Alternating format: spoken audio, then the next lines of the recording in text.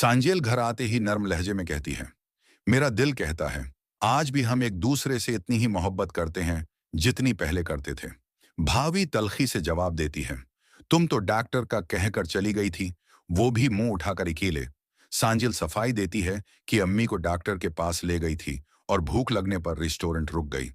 मगर भावी शक में कहती है, हाँ, ताकि तुम किसी से मुलाकात कर सको। सांजिल गम से कहती है कि वो कुछ नहीं छुपा रही, और अगर कभी दूरी महसूस हुई तो शायद वो हो खुद भाभी के फासले की वजह से थी। भाभी थके हुए लहजे में बोलती है कि तुन्हाई कभी कभी अपनों से भी खौफ दिलाने लगती है। सांजिल उसका हाथ थाम कर कहती है कि अगर आज खामोश रह गए तो कल सिर्फ खामोशी बचेगी, और अपने जज्बे का यकीन दिलाते हुए बोलती है, हर सांस में हर पल तुम्हारे बना कुछ मुकम्मल नहीं। भाभी की आंखें भर आती हैं। वो आहिस्ता से कहती है, समझे रो, अब कुछ भी नहीं कहना, बस पास बैठे रहो। और दोनों एक खामोश मगर मुकम्मल लम्हे में एक दूसरे के करीब आ जाते हैं। सांजील घर आते ही नर्म लहजे में कहती है, मेरा दिल कहता है, आज भी हम एक दूसरे से इतनी ही मोहब्बत करते हैं जितनी पहले करते थे।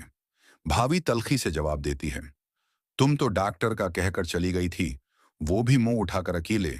सांजील सफाई देती है कि इम्मी को डॉक्टर के पास ले गई थी और भूख लगने पर रेस्टोरेंट रुक गई। मगर भाभी शक में कहती है, हाँ, ताकि तुम किसी से मुलाकात कर सको। सांजील गम से कहती है कि वो कुछ नहीं छिपा रही, और अगर कभी दूरी महसूस हुई तो शायद वो खुद भाभी के फासले की वजह से थी। भाभी थके हुए लहजे में बोलती है कि तुन्हाई कभी कभी अपनों से भी खौफ दिलाने लगती है।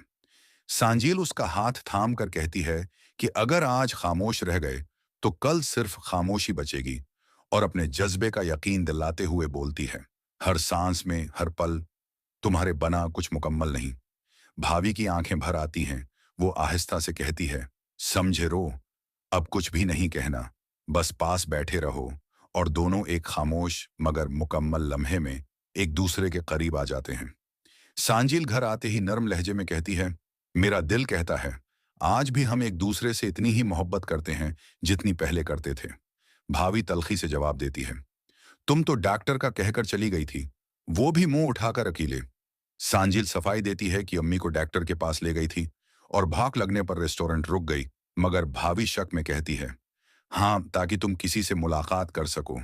सांजिल गम से कहती है कि वो कुछ नहीं छुपा रही, और अगर कभी दूरी महसूस हुई तो शायद वो खुद भाभी के फासले की वजह से थी।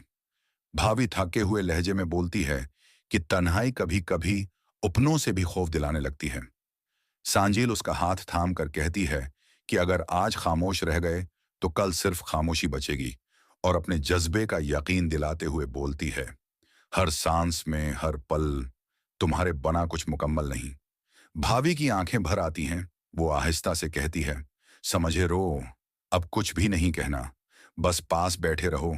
और दोनों एक खामोश मगर मुकम्मल लम्हे में एक दूसरे के करीब आ जाते हैं।